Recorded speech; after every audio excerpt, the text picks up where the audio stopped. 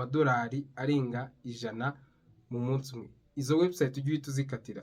Izo website ziriho cyangwa se application ziriho amafaranga y'umurengera aba ari scam rwose. Bihita bigaragara.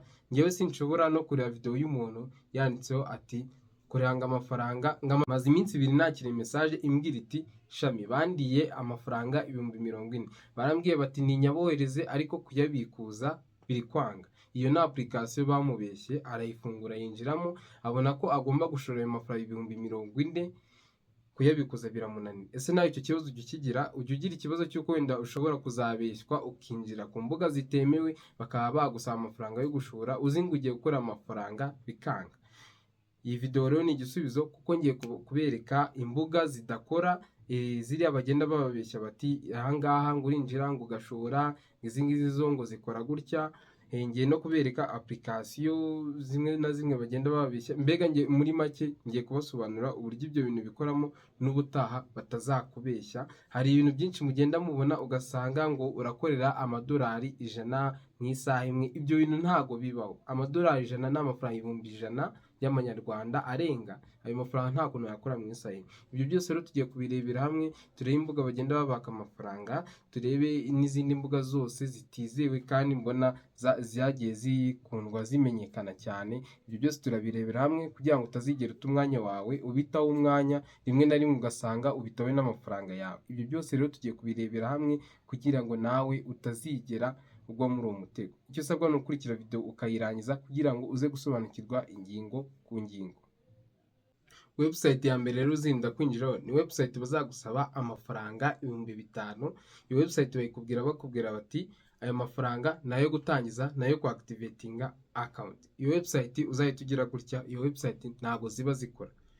N'abazikoresha ndabizi uburyo muzikoresha, ashaka kuza kankumvika kambwira uburyo ikora ariko ntabwo zikora. Dore uburyo zikoramo.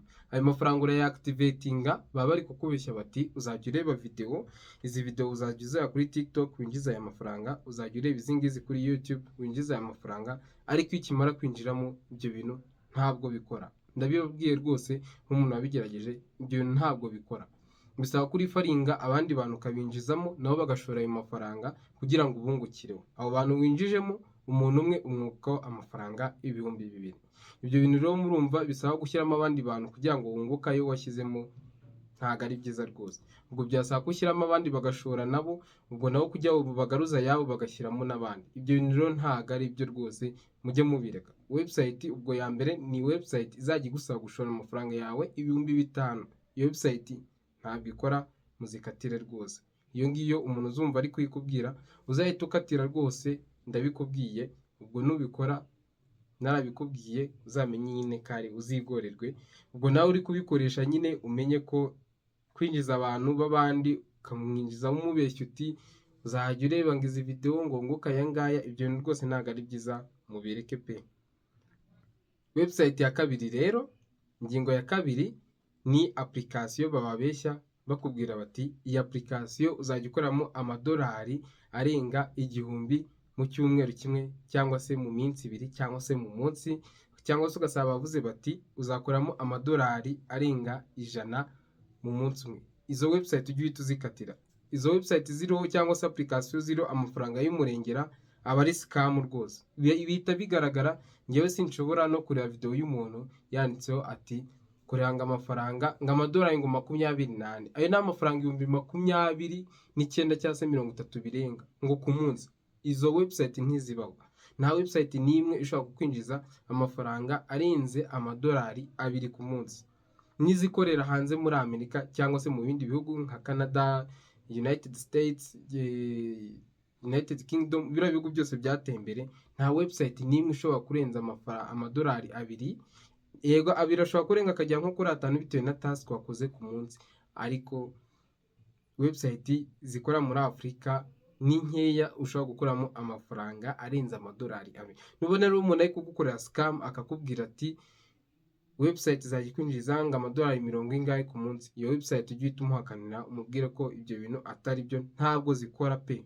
Website za gatatu rero cyangwa se application cyangwa se platform za gatatu ngiye kubasobanura ni uburyo bwari bwarateye bwa pyramid na n'ubu ngubu buracyakora, ariko ubu ngubu bukora mu buryo bwa cryptocurrencies. Ndatekereza mu Rwanda guverinoma yarabigiyemo ibukuraho kuko byariye abantu benshi miliyoni.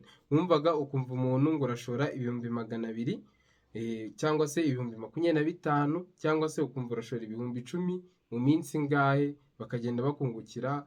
Ugasanga wenda nko mu cyumweru kimwe ubikuje amafaranga, wenda niba washoye ibihumbi 25 ugasanga ubikuje wungutseho ibihumbi 30, ugasanga urayabikuje. Ubwo buryo nabwo rongeye kubasobanurira kugira ngo ubutaha nubwo no muri uwo mutego uzawugwemo ubuze, kuko ni ibintu nyine bikora ariko biba bifite igihe bigomba kurangirira. Ni uburyo rero babwita pyramid chain. Uburyo bwa pyramid chain, umuntu runaka ufite amafaranga aragenda agakora ikintu, agenda agakora platform murabyumva, cyangwa se na application, agakora website abantu bazajya bahuriraho. Ubwo abafite amafaranga nyine yashoyemo menshi cyane, ku buryo ushoramo ibihumbi 25 n'urugero, akavuga ati wenda ibihumbi 25 nzajya nkungukira aya ngaya, mu gihe cy'icyumweru uzaba ugize aya, mu gihe cy'ukwezi uzaba ugize aya, mu gihe cy'umwaka n'aba kirimo uzaba ugize aya. Noneho akakubwira ati niwinjizamo abandi aba uzagenda wunguka gutya. Amafaranga yawe uko ugenda winjizamo abantu benshi akagenda ayongera gake gake. Iyo mubaye benshi rero, iyo mumaze kuba benshi, amaze kubona mumaze gushoramo muri benshi, amaze kubona amafaranga yashakaga yagejeje, ahita ahagarika ya platform. Mwajya kubikuza amafaranga yanyu mugasanga ntabwo avaho. Abatangiranye nabyo barayabikuza, ariko abagiye baza uko mugenda muba benshi, abagiye baza nyuma bibarangiriraho, ugasanga amafaranga yanyu arahiye. Kandi icyo kintu kiba kimaze kwizerwa cyane iyo kimaze kugerwaho n'abantu benshi, uko mugenda mubwirana, kuko aba yaratangiye nyine abikora nk'uko yabivuze. Niba yaravuze ati ibihumbi 25 nzajya nkungukira ibihumbi 5 mu gihe cy'icyumweru, abikora gutyo. Iyo bigitangira ukwezi kwa mbere kukarangira abikora, ayabahereza ko kayabungukira, mukagenda mumwizera. Icyakora rero ni ukubaremamo icyizere. Igihe cy'amezi nk'atanu iyo kimaze kugera, muba mwarabaye benshi, kuko icyizere cy'aba yarakibaremyemo, aba yarashoye amafaranga menshi, aba yaragiye ayabungukira, ayabahereza, muyabikuza muyabona. None bigatuma abantu benshi biyongera bakinjiramo. Iyo mumaze kwinjiramo rero muri benshi, mwariyongere, mwarabaye benshi, ya mafaranga yanyu yose mwayashoyemo ahita ahagarika.